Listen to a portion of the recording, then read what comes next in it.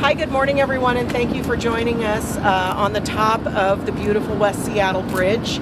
I am joined today by Greg Banks, who is our engineer of record on this project, as well as Adam Dewar, who is the project manager for Kramer, our contractor.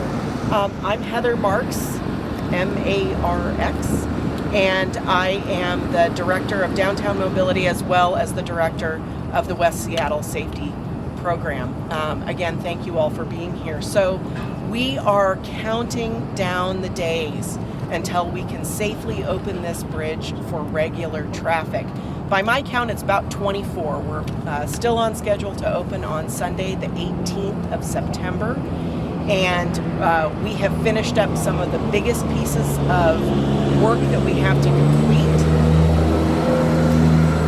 And so we are just buttoning up, doing those final things, preparing us for that moment when we'll be able to load test the bridge, analyze that data that comes back, and then offer the recommendation to open the bridge. I'd like to open it up for any questions, either for me or for Greg or Adam. How close are you to the... Can you tell us more about load testing? Yes, absolutely. Greg, maybe you want to join me just in case. Just in case. We're going to do two kinds of testing. We're going to do testing where we place strategically located trucks that are full to a certain weight and full to a certain weight and measure how the bridge reacts to that. And then we're going to do tests where we run those same trucks over the bridge at a specified speed so that we can measure how it impacts the bridge. We have sensors placed all over this bridge, including a sensor that we call a structural array that sort of gives us the shape of the bridge. We're going to analyze all of that data and make sure that the bridge is behaving the way we expect it to. And at that point, we'll know that we're safe to open. Greg, do you want to add anything to that? Yeah, no, I think you said it well, Heather, that we're just... All the way up to the closer mic. there. Yes, no, I think Heather said it well. We're just taking all the various loads that are going to be put on the bridge of known weight to try to create critical stress conditions on the structure and making sure it compares with analytically predicted data. Do you have numbers you can share with us on number of trucks or the weight? There's a number of different load cases we're doing. So we have 6 different load cases, and we're positioning them at various locations, and up to 12 trucks will be on the bridge at a time. But each of those trucks will weigh 80,000 pounds, and so they're strategically placed to create worst-case stress conditions. What are you looking for that, in terms of variations that would raise you to go to a pause during those loads and go, okay, let's hold here a little bit and kind of analyze some stuff? What are you looking for if things out of what you're anticipating? So the bridge, it has a certain stiffness to it. If it's purely elastic, it doesn't have any cracking. So that's one bound, and then there's another bound where it's cracked up a bit, so it's softer, it deflects more. And so we have that range, and we're making sure that the measured response falls within those. And if it doesn't, what happens then? If it doesn't, then we go and we look at the analytical prediction to make sure we didn't mess something up with data input, or we're going to make sure that a sensor hasn't popped or anything like that and has given us faulty readings, and so we're going to ground truth it first before we say that we think that it's not behaving as expected. Explain how the weight of the bridge itself figures into all this. I just want to, Tracy, I'm sorry. Okay. What I want to note is that over the course of these 2.5 years, the bridge at every point has behaved as predicted by our models. So when it was very cold and we had a huge weight of snow on the bridge, it behaved the way that we expected it to. When it's been super, super hot, do you guys remember when it was like heat dome, right? So during the heat dome, the bridge behaved the way we expected it to. And so we have no expectation that any of those tests are going to come back anything other than exactly as anticipated. But the reason we need to do them is we need to make sure, right? We're not going to open a bridge that isn't safe for ordinary travel. So, And sorry, Tracy, your question again? Yeah, again, can you explain about how the bridge's weight itself factors into all this, Yeah. even without anything on it? Yeah. So Greg was just reminding me of this morning. About 80% of the load that this bridge carries when it's fully loaded with traffic is dead load, is the weight of the bridge itself. And so the weight of the traffic that travels over it is only 20%. It's significant, but it's not the bulk of it.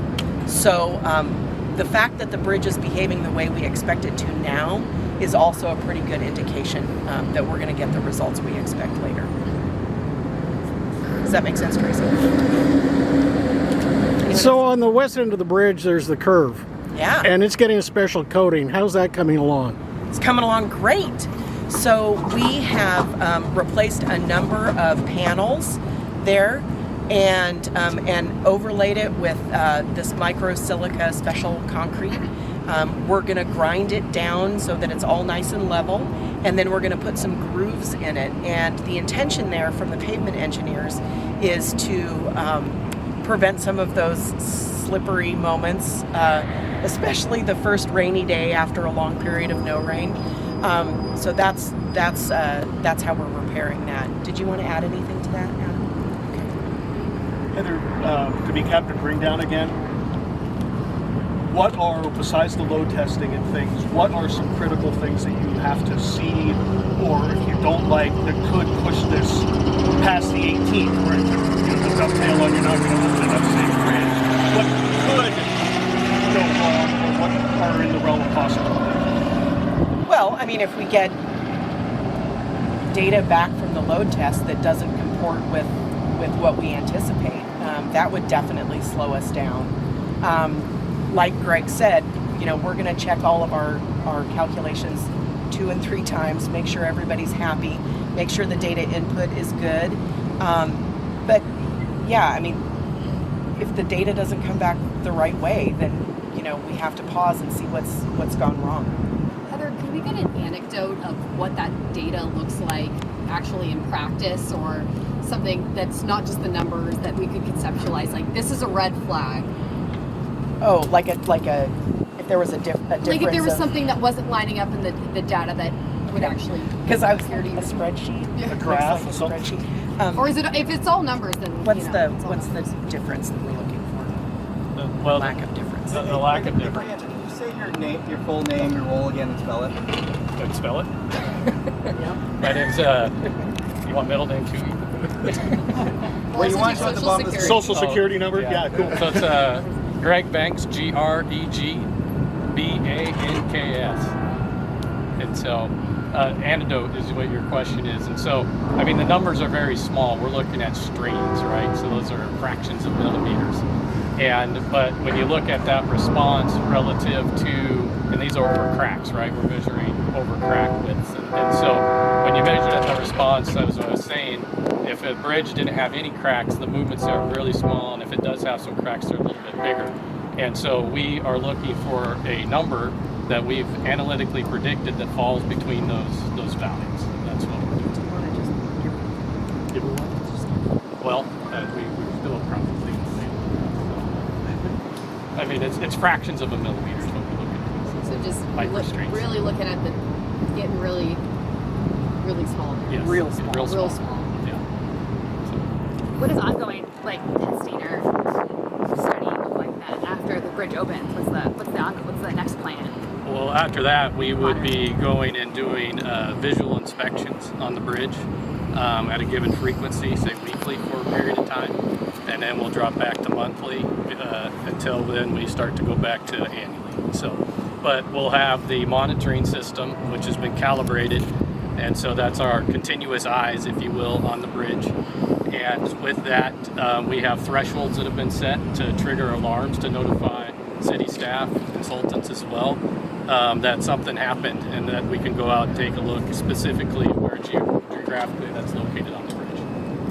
And just to, I know it's hard to imagine numbers this small, but the size of movement that would create the conditions under which an alert would be sent something that you couldn't detect with your eyes, right? So no one needs an alert to know that the bridge has cracked, right?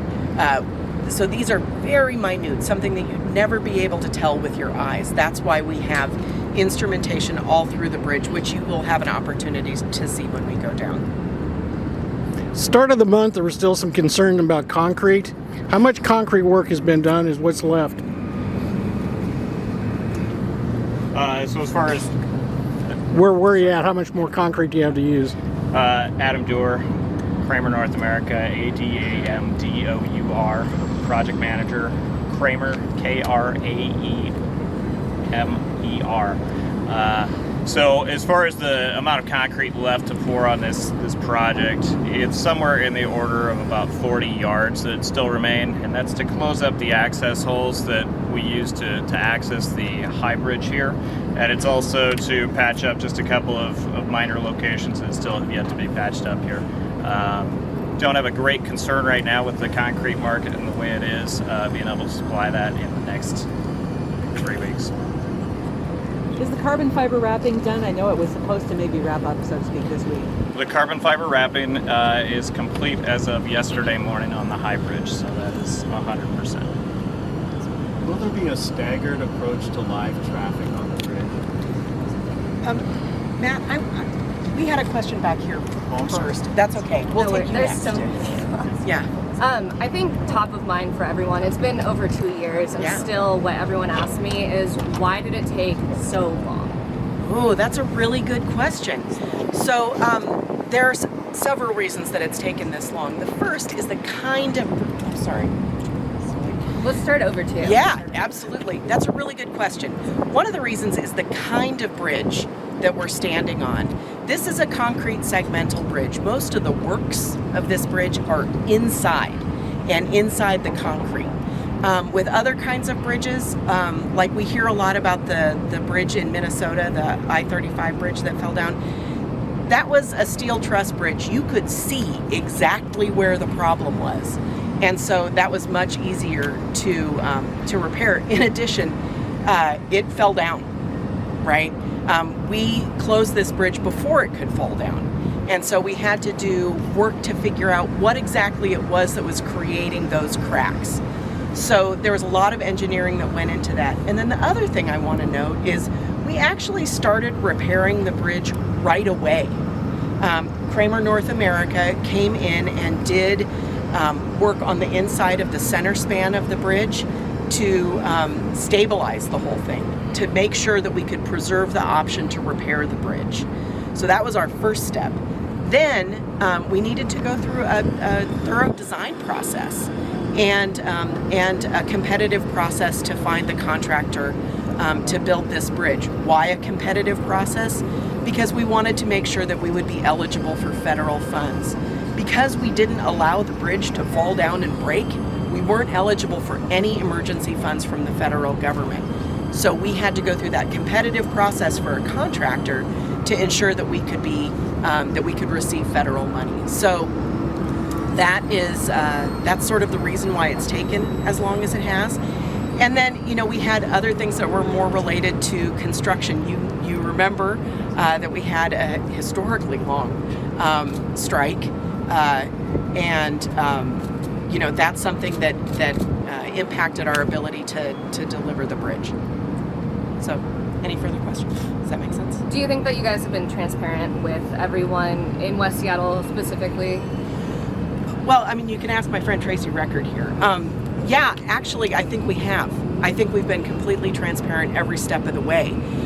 Every single week, at the end of the week, we have a report out of what happened.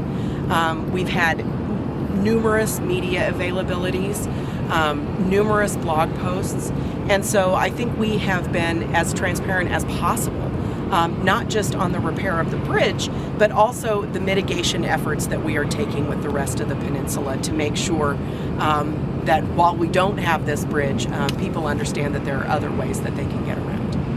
Thanks. Yeah. Is there going to be a staggered approach to live traffic? In the early days, we were thinking that might be the right way to go, but But no, we're not going to approach it that way. We're just going to open the bridge. I'm not going to tell you when, which is on purpose, because we don't want people to just flood the bridge and create a traffic jam right away. Not for safety reasons, but just for convenience reasons. So I suspect it'll open up, early in the morning on Sunday, and people can resume their lives.